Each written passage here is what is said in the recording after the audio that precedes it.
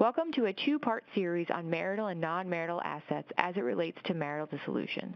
The first part of the series will focus on determining what assets are subject to be divisible, while the second part will focus on the accountant's role in the analysis performed. The first step in determining what marital property is subject to being divided is identifying the assets held by each party, both individually and jointly. This property includes both tangible and intangible assets like real estate investments, closely held businesses, cars, boats, and jewelry, among other assets. It is also important for the parties to know what liabilities are outstanding, as these two need to be divided between parties.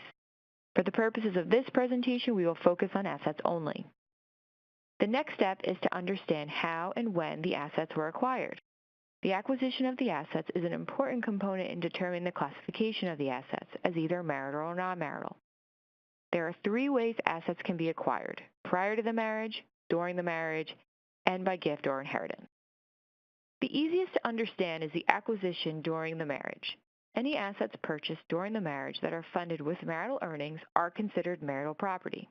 For example, a married couple purchases a home that was funded by joint money, and the parties continue to maintain the home with marital earnings. This home is considered a 100% marital asset. However, it should be noted that if one party uses non-marital money to acquire the asset during the marriage, it could make the asset less than 100% subject to division. In these cases, a further analysis is required. The second method of acquisition is assets acquired prior to the marriage.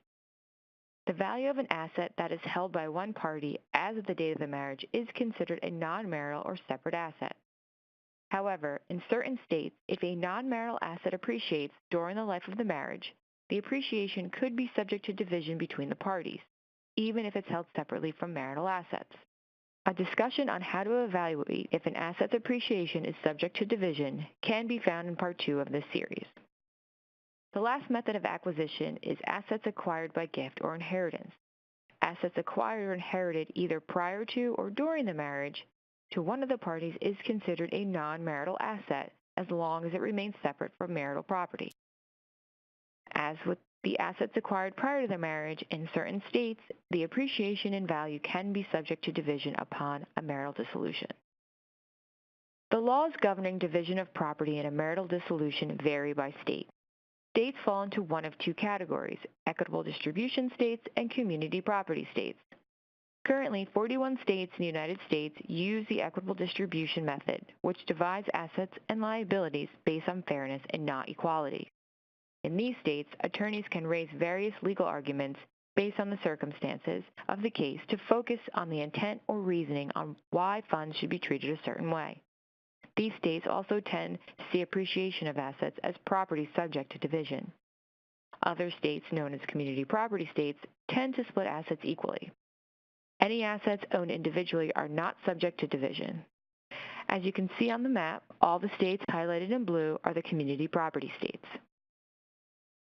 Forensic accountants have an important role in helping divorcing parties and their attorneys determine what assets are considered marital property. In Part 2 of this series, we will be discussing how accountants assist in this process.